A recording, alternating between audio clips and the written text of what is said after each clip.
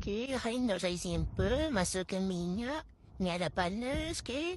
Saya suka gorengkan dulu, korang gorengkan sardin dulu. Dan jaga metuk sikit, okey.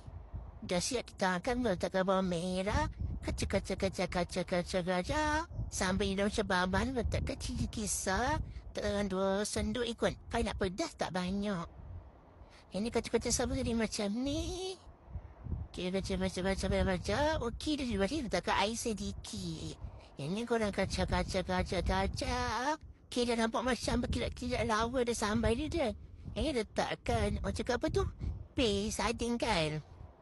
Okey, dah macam ni letakkan cili. Kalau nak pedas tak banyak, saya tak 2 macam tu dah. Saya letak yang kecil-kecil je. And then, letakkan air lagi. Saya kacang ikut yang saya nak apa banyak mana. And then, okey dah macam ni letakkan perasa.